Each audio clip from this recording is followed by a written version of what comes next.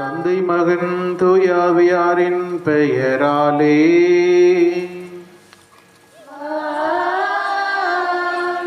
நம் ஆண்டவராகிய இயேசு கிறிஸ்துவின் அருளும் கடவுளின் அன்பும் தூயாவியாரின் நட்புறவும் உங்கள் அனைவரோடும் இருப்பதாக.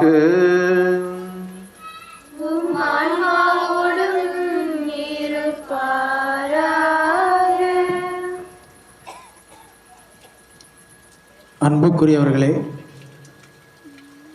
இன்றைய ஜூலை மாதம் முதல் சனி நவநாள் வழிபாட்டிற்கும் பொதுக்காலம் 14ஆம் ஞாயிறு வழிபாட்டிற்கும் உங்களை அன்புடன் வரவேற்கிறோம். இஸ்ராயேல் மக்கள் கடின உள்ளத்தோடு இறைவனை இகழும் போதும் இறைவன் அவர்களுக்காக அவர்களிடம் இறைவாக்கினரை அனுப்பினார். இறைவன் நமது வலுவின்மையால் தான் வல்லமை வெளிப்படும் என்கிறார். வலுவின்மையிலும் இயழ்ச்சியிலும் இடரிலும் நெருக்கடியிலும் இன்னலிலும் நம் இறைவன் நம்மோடு இருக்கிறார் என்பதை உணர்ந்து வீழ்ந்து விடாது இணைவோம் கல்வாரி விருந்தில்.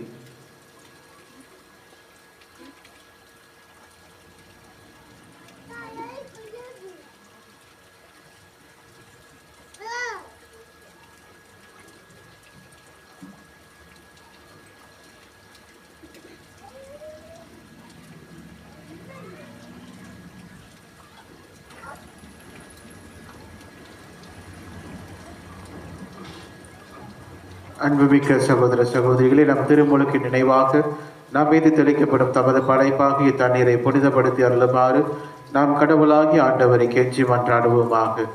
அவரே நமக்கு உதவி அளித்து நாம் பெற்றுக்கொண்ட தூய ஆவைக்கு உண்மையுள்ளவர்களாக நிலைத்திருக்க அருள்வாராக. என்றுமுள்ள எல்லாமல்ல இறைவா, வாழ்வின் ஊற்றும் தூய்மையின் தொடக்கமான தண்ணீரின் வழியாக மக்கள் புனிதமடைந்து நிலை வாழ்வின் கொடையை பெற வேண்டும் என்று திருவுளமானீர். இத்தண்ணீரை புனிதப்படுத்தி அருள உம்மை வேண்டுகின்றோம். ஆண்டவரே, உமது நாளாகி இன்று உமது அருள் காவலை பெற விரும்புகிறோம்.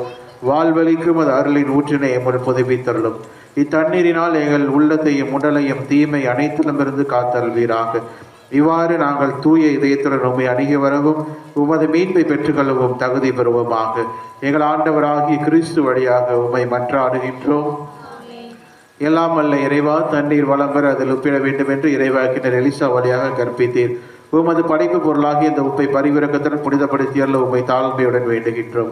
ஆண்டவரை இப்பு கலந்து தண்ணீர் தெளிக்கப்படும் இடமெல்லாம் தீயோடின் தாக்குதல் அனைத்தும் தோல்வியுற செய்வீராக. உம் தூய ஆவியார் உடனிருந்து எங்களை இடையறாது காத்தருள்வாராக. எங்கள் ஆண்டவராகிய கிறிஸ்து வழியாக உம்மை மன்றாடுகின்றோம். இல்லாமல் இறைவன் நம் பாவங்களில் நம்மை தூய்மைப்படுத்துவாராக. இந்த நற்கருணை கொண்டாட்டத்தின் வழியாக அவர் தம்முடைய ஆட்சியின் விருதில் பங்கு கொள்ள நம்மை தகுதி பெற செய்வாராக. மன்றாடுவோமாக. இறைவா, வீழ்ச்சியுற்ற உலகையும் திருமகனின் தாழ்ச்சியினால் மீண்டும் நிலையை நிறுத்தினீரே. அதனால் பாவத்தின் அடிமை தலையிலிருந்து நீர் விடுவித்த உம் நம்பிக்கையாளருக்கு புனித பேரின்பத்தை தந்து அவர்கள் என்றும் நிலையான மகிழ்ச்சி அடைந்திட செய்வீராக. உம்மோடு தூயாவின் ஒன்றிப்பில் இறைவனாய் என்றென்றும் வாழ்ந்து ஆட்சி செய்கின்ற அவர் வழியாக உம்மை மன்றாடுகின்றோம்.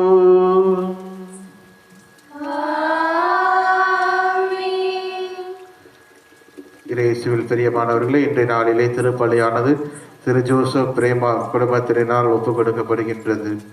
முதல் வாசகம். தங்களிடையே ஓர் இறைவாக்கினர் வந்துள்ளார் என்பதை இறைவாக்கினர் எசேக்கியேல் நூலிலிருந்து வாசகம். அந்நாட்களில் ஆண்டவர் என்னோடு பேசுகையில் ஆவி என்னுள் புகுந்து என்னை எழுந்து நிற்கச் செய்தது. அப்போது அவர் என்னை பேசியவற்றை கேட்டேன். அவர் என்னிடம், மானிடா, எனக்கு எதிராக கிளர்ச்சி செய்யும் இனத்தாராகிய இஸ்ரேல் மக்களிடம் நான் உன்னை அனுப்புகிறேன். இன்று வரை அவர்களும் அவர்களுடைய மூதாதையரும் எனக்கு எதிராக கிளர்ந்தெழுந்து கலகம் செய்துள்ளனர் என்றார். வன்கண்ணும் கடின இதயமும் கொண்ட அம்மக்களிடம் நான் உன்னை அனுப்புகிறேன். நீ அவர்களிடம் போய், தலைவராகிய ஆண்டவர் கூறுவது இதுவே என்று சொல். கலக வீட்டாராகிய அவர்கள் செவி சாய்த்தாலும் சாய்க்காவிட்டாலும் தங்களிடையே ஓர் இறைவாக்கினர் வந்துள்ளார் என்பதை அறிந்து கொள்ளட்டும். இது ஆண்டவர் வழங்கும் அருள்வாக்கு. நான் என் வலுவின்மையை பற்றித்தான் மனமுவந்து பெருமை பாராட்டுவேன். அப்போது கிறிஸ்துவின் வல்லமை என்னுள் தங்கும். திருத்தூதர் பவுல் கொரிந்தியருக்கு எழுதிய 2ஆம் திருமுகத்திலிருந்து வாசகம். அதிகாரம் 12, திருவசனங்கள் 7 முதல் 10 முடிய. சகோதரர் சகோதரிகளே, எனக்கு அருளப்பட்ட ஒப்புயர்வற்ற வெளிப்பாடுகளால் நான் இருமாப்பு அடையாதவாறு பெருங்குறை ஒன்று என் உடலில் தைத்த முள் போல் என்னை வருத்தி கொண்டே இருக்கிறது. அதை என்னை குத்தி கொடுமைப்படுத்த சாத்தான் அனுப்பிய தூதனை போல் இருக்கிறது.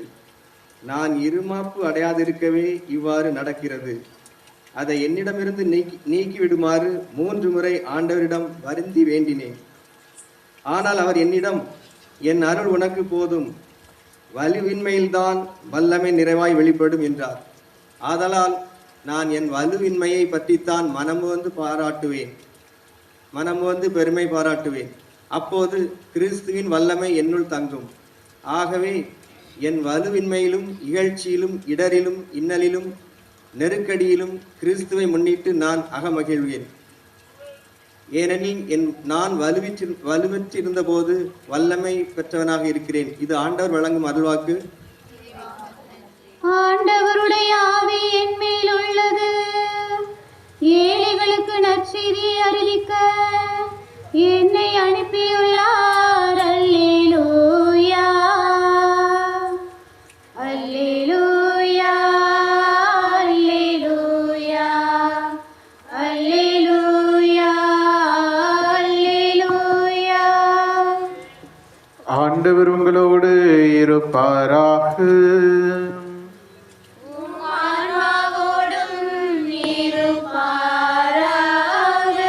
மார்க்கு எழுதிய தூய நற்செய்தியிலிருந்து வாசகம்.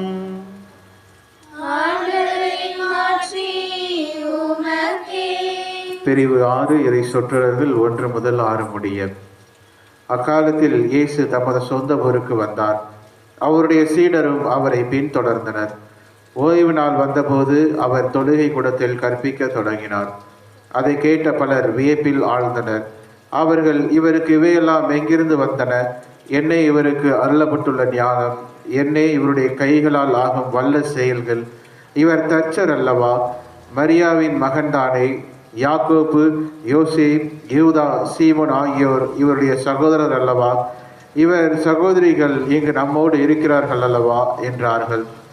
இவ்வாறு அவரை ஏற்றுக்கொள்ள அவர்கள் தயங்கினார்கள். இயேசு அவர்களிடம், சொந்த ஊரிலும் சுற்றத்திலும் தம் வீட்டிலும் தவிர மற்ற எங்கும் இறைவாக்கினர் மதிப்பு பெறுவர் என்றார். அங்கே உடல் நலமற்றோர் சிலர் மீது கைகளை வைத்து குணமாக்கியதை தவிர வேறு வல்ல செயல்கள் எதையும் அவரால் செய்ய இயலவில்லை. அவர்களது நம்பிக்கையின்மை கண்டு அவர் வியப்புற்றார். அவர் சுற்றிலும் உள்ள ஊர்களுக்கு சென்று கற்பித்து வந்தார். ஆண்டவரின் அருள்வாக்கு.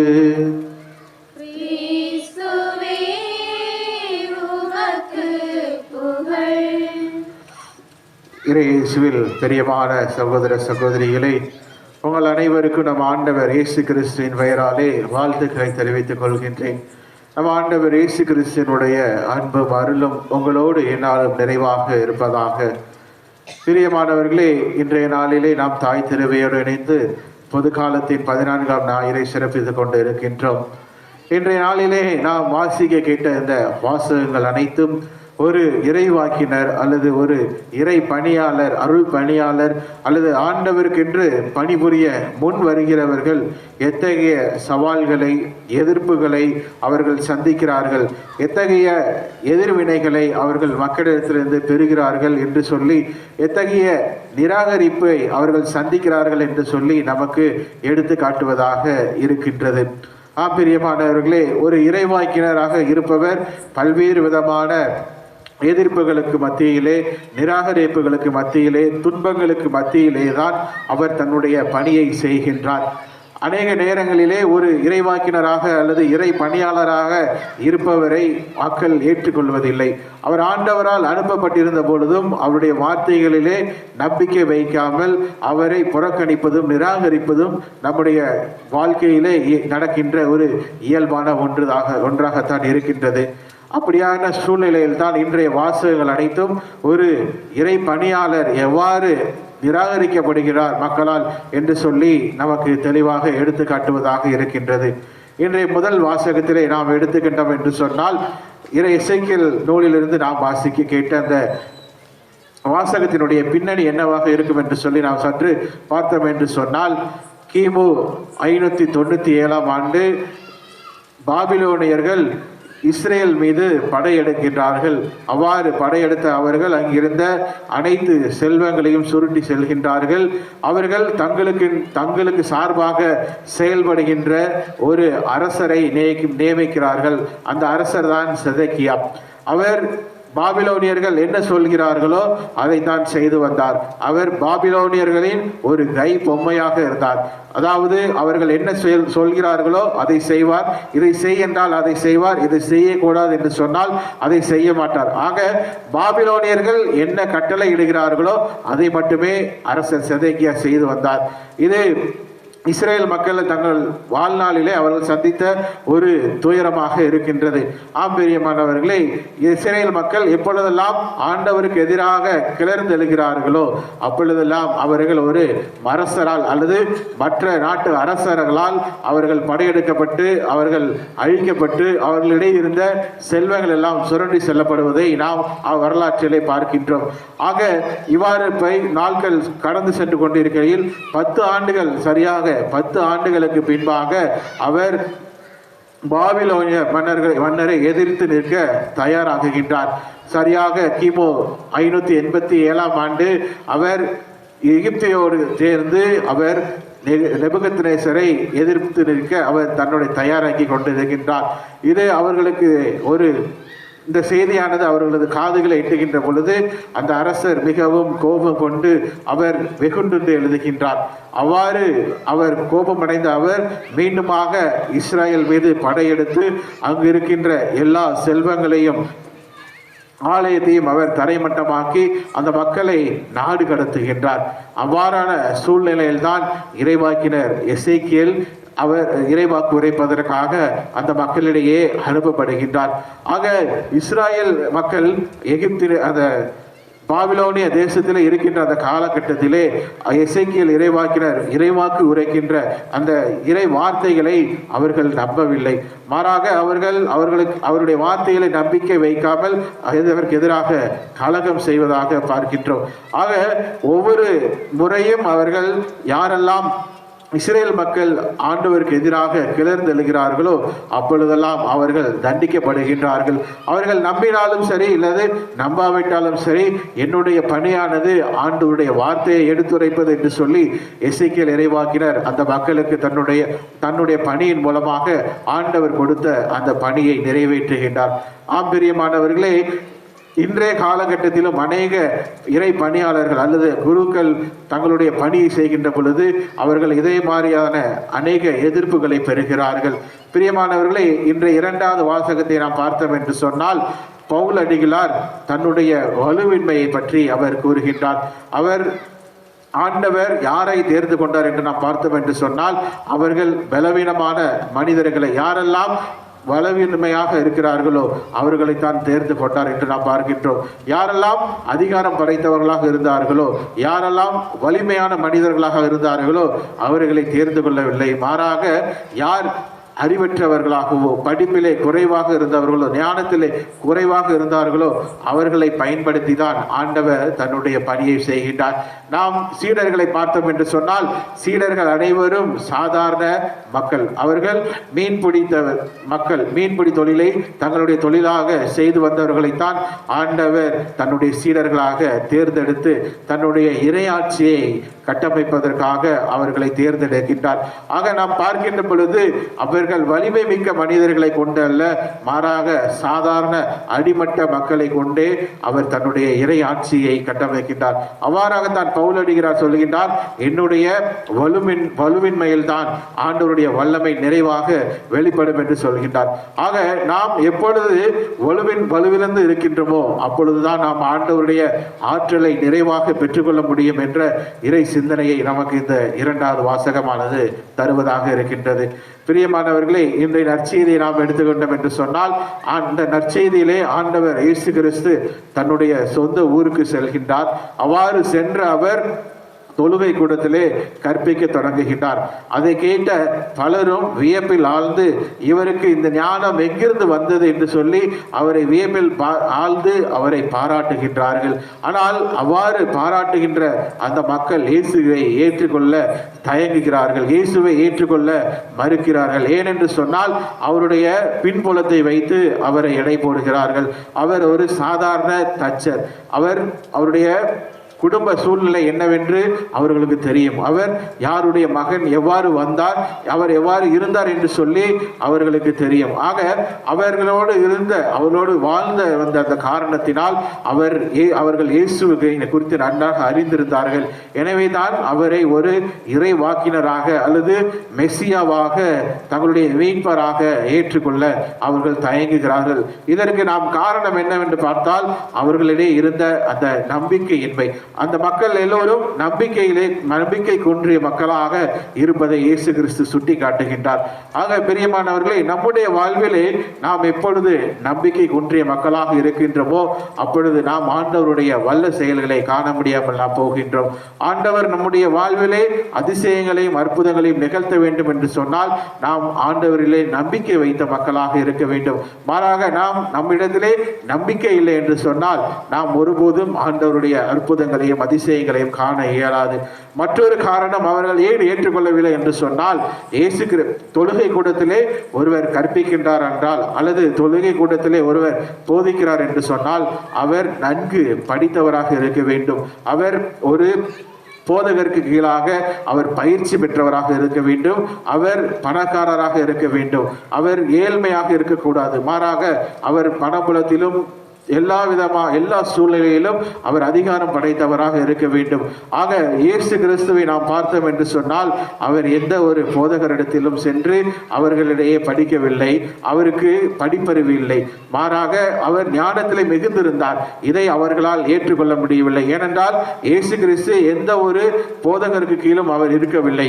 யூதர்களிடையே ஒரு நம்பிக்கை இருந்தது. அது என்னவென்றால் ஒரு போதகர் எவ்வளவுக்கு எவ்வளவு சீடர்களை வைத்திருக்கின்றார் அந்த போதகர் மிகவும் மதிப்புக்குரிய ஒரு போதகராக கருதப்பட்டார்.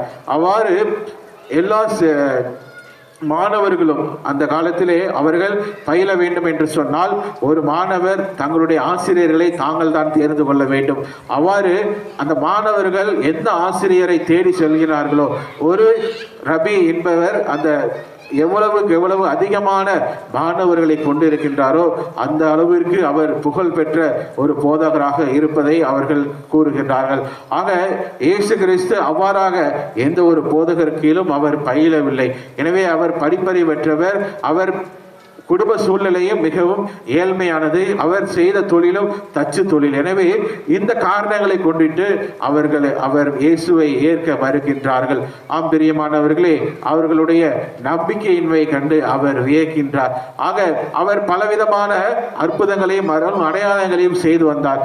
நாம் கடந்த வாரங்களிலே வாசித்த அந்த நற்செய்தியை பார்த்தோம் என்று சொன்னால், கடந்த வாரத்திலே நாம் வாசித்தோம், அவர் 12 ஆண்டுகளாக இரத்த போக்கினால் பாதிக்கப்பட்ட அந்த பெண்ணையும் அவர் யாயிர் என்ற தொழுகை கூட தலைவருடைய மகளையும் குணப்படுத்தியதாகவும் இன்னும் தொடர்ந்து நாம் வாசித்த முன்பிருந்த வாசகங்களை கண்டோம் என்று சொன்னால் அவர் காற்றையும் கடலையும் கடிந்து கொண்டதையும் முடக்குவாதமுற்றிருந்த மனிதரை குணமாக்கியதும் என பலவிதமான அற்புதங்களையும் அதிசயங்களையும் அவர் மற்ற மக்களிடையே செய்து வந்தார். ஏனென்றால் மற்ற மக்கள் அவரை ஒரு மெஸ்ஸியாவாக ஏற்றுக்கொண்டார்கள், அவரை ஒரு இறைவாக்கினராக தங்களுடைய மீட்பராக அவர்கள் ஏற்றுக்கொண்டார்கள்.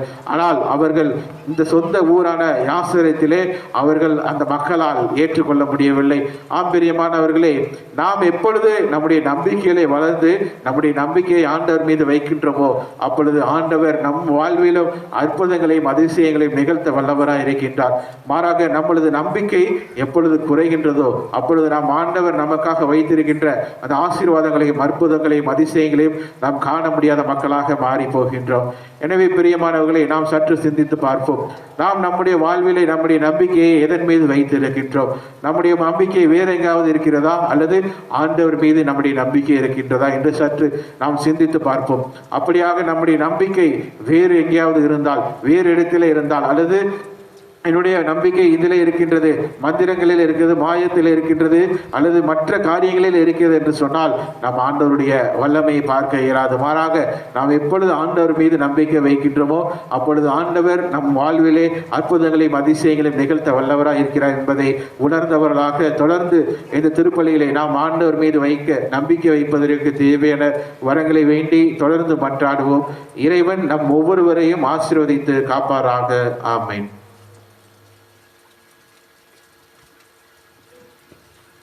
நம்பிக்கையை அறிக்கையிடுவோம். ஆண்டவரே, தூயவரான தந்தையே, என்றுமுள்ள எல்லாம் அல்ல இறைவா, எங்கள் ஆண்டவராகிய கிறிஸ்து வழியாக என்னாலும் இவ்விடத்திலும் நாங்கள் உமக்கு நன்றி செலுத்துவது மெய்யாகவே தகுதியும் நீதியும் ஆகும். எங்கள் கடமையும் மீட்புக்குரிய செயலுமாகும். தவறு இழைத்த எங்கள் மீது கிறிஸ்து இரக்கம் கொண்டு கன்னி மரியாவிடமிருந்து பிறக்க திருவுளமானார். சிலுவையில் பாடுபட்டு முடிவில்லா சாவிலிருந்து எங்களை விடுவித்தார். இறந்தோரிடமிருந்து உயிர்த்தெழுந்து நிலை வாழ்வை எங்களுக்கு அருளினார். ஆகவே வானதூதர் முதன்மை வானதூதரோடும் அரியணையில் அமர்வர் தலைமை தாங்குவோரோடும் வான்படைகள் அணிகள் அனைத்தோடும் சேர்ந்து நாங்கள் உமது மாட்சியை புகழ்ந்து பாடி முடிவின்றி பாடுவதாவது: தூயவர் தூயவர் தூயவர் வான்படைகளின் கடவுளாம் ஆண்டவர். விண்ணகமும் மண்ணகமும் உமது மாட்சியால் நிறைந்துள்ளன. உன்னதங்களிலே ஓசன்னா, உன்னதங்களிலே ஓசன்னா.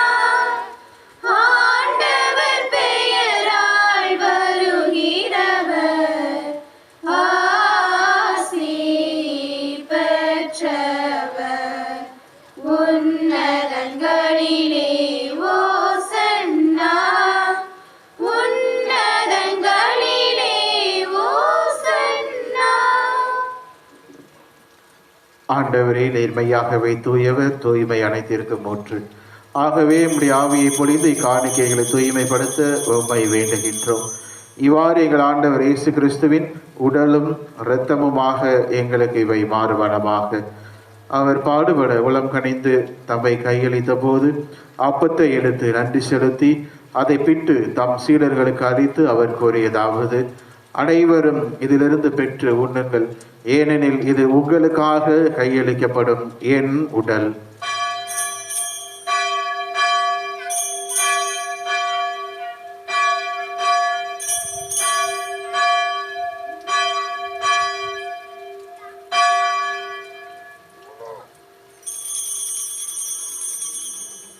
அவ்வண்ணமே அவர் இரவு விருந்தை அருந்திய பின் கிண்ணத்தையும் எடுத்து மீண்டும் உமக்கு நன்றி கூறி தம் சீடர்களுக்கு அளித்து அவர் கூறியதாவது: அனைவரும் இதிலிருந்து பெற்று பருகுங்கள், ஏனெனில் இது புதிய நிலையான உடன்படிக்கைக்குரிய என் இரத்தத்தின் கிண்ணம்.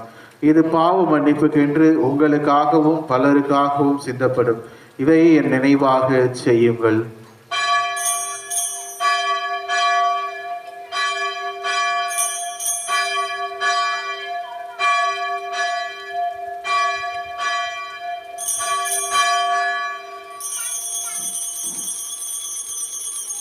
நம்பிக்கையின் மறைபொருள்.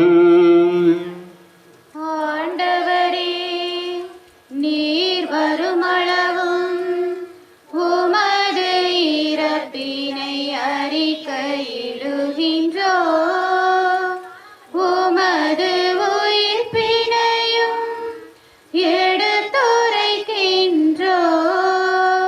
ஆகவே ஆண்டவரே, நாங்கள் கிறிஸ்துவின் இறப்பினையும் உயிர்ப்பினையும் நினைவு கூர்ந்து வாழ்வு தரும் அப்பத்தையும் மீட்பளிக்கும் கிண்ணத்தையும் உமக்கு ஒப்புக் கொடுக்கின்றோம். திருமுன் நின்று உமக்கு ஊழியம் புரிய தகுந்தவர்கள் இணையங்களை ஏற்றுக்கொண்டீர். எனவே உமக்கு நன்றி செலுத்துகிறோம். மேலும் கிறிஸ்துவின் உடலிலும் இரத்தத்திலும் பங்கு கொள்ளும் எங்களை தூய் ஆவியார் ஒன்று சேர்க்க வேண்டும் என உம்மை தாழ்மையுடன் மன்றாடுகின்றோம். ஆண்டவரே, உலகெங்கும் பரவியிருக்க உமது திரு அவையை நினைவு கூர்ந்தள்ளும். எங்கள் திருத்தந்தை பிரான்சிஸ், எங்கள் ஆயர் ஸ்டீஃபன் ஆண்டனி, எல்லா திருநிலையினர் ஆகிய அனைவரோடும் உமது திரு அவை அன்பில் நிறைவு பெற செய்தள்ளும்.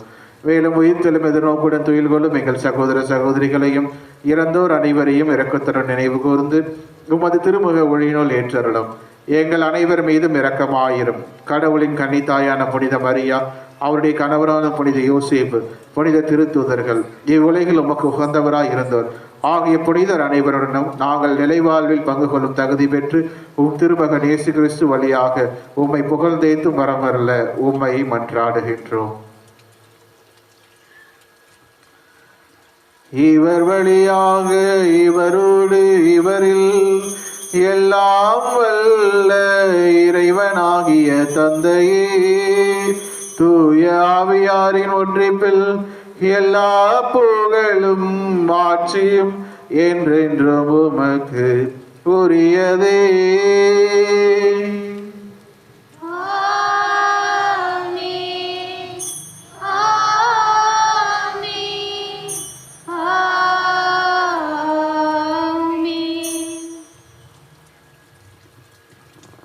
மீட்பரின் கட்டளையால் கற்பிக்கப்பட்டு இறை படிப்பினையால் பயிற்சி பெற்ற நாம் துணிந்து சொல்லுவோம். விண்ணுலகில் இருக்கிற எங்கள் தந்தையே, உமது பெயர் தூயதென போற்ற பெறுக. உமது ஆட்சி வருக. உமது திருவுளம் விண்ணுலகில் நிறைவேறுவது போல மண்ணுலகிலும் நிறைவேறுக. எங்கள் அன்றாட உணவை இன்று எங்களுக்கு தாரும். எங்களுக்கு எதிராக குற்றம் செய்வோரை நாங்கள் மன்னிப்பது போல எங்கள் குற்றங்களை மன்னியும். எங்களை சோதனைக்கு உட்படுத்தாதையும் தீமையிலிருந்து எங்களை விடுவித்தருளும். ஆண்டவரே, தீமை அனைத்திலும் இருந்து எங்களை விடுவித்து எங்கள் வாழ்நாளில் அமைதி கனிவுடன் அருள உம்மை மன்றாடுகின்றோம். உமது இரக்கத்தின் உதவியால் நாங்கள் பாவத்திலிருந்து எப்போதும் விடுதலை பெற்று யாதொரு கலக்கமும் இன்றி நலமாயிருப்போமாக. நாங்கள் எதிர்நோக்கி இருக்க பேரின்பத்திற்காகவும் எம் மீட்பராகிய இயேசு கிறிஸ்துவின் வருகைக்காகவும் காத்திருக்கின்றோம். ஆட்சியும் வல்லமையும் மாட்சியும் என்றென்றும் உமதே. ஆண்டவரே இயேசு கிறிஸ்துவே, அமைதியை விட்டு செல்கிறேன், என் அமைதியை உங்களுக்கு அளிக்கிறேன் என்று உம் அப்போஸ்தலர்களுக்கு மொழிந்தீரே. எங்கள் பாவங்களை பாராமல் உமது திருவை நம்பிக்கையை கண்ணோக்கி உமது திருவுளத்திற்கு ஏற்ப அதற்கு அமைதியும் ஒற்றுமையும் அளித்தல்வீராக. என்றென்று வாழ்ந்து ஆட்சி செய்கின்றவர் நீரே.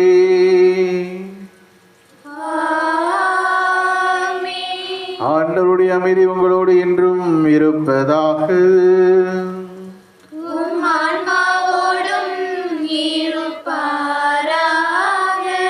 ஒருவருக்கொருவர் கிறிஸ்து தருகின்ற அமைதி பகிர்ந்து கொள்வோம். உலகின் பாவங்களை போக்கும் இறைவனின் செம்மறியே, எங்கள் மேல் இரக்கமாயிரும். உலகின் பாவங்களை போக்கும் இறைவனின் செம்மறியே, எங்கள் மேல் இரக்கமாயிரும். உலகின் பாவங்களை போக்கும் இறைவனின் செம்மறியே, எங்களுக்கு அமைதி அளித்தருளும்.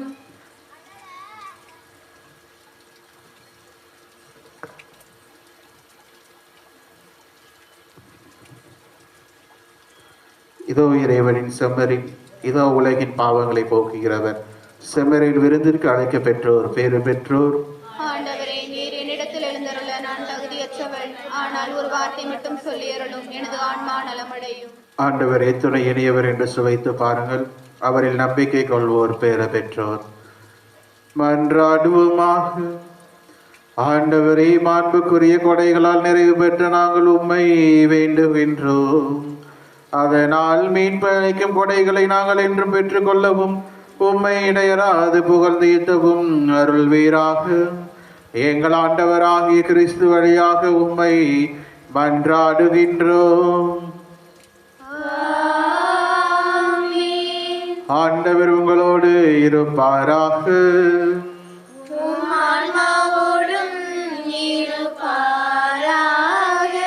எல்லாம் வல்ல இறைவன் தந்தை மகன் தூய ஆவியார் உங்களை ஆசீர்வதிப்பாராக. நம்பிக்கையில் நிலைத்து வாழ சென்று வாருங்கள், வாழ்வின் வழி தொடர்கின்றது.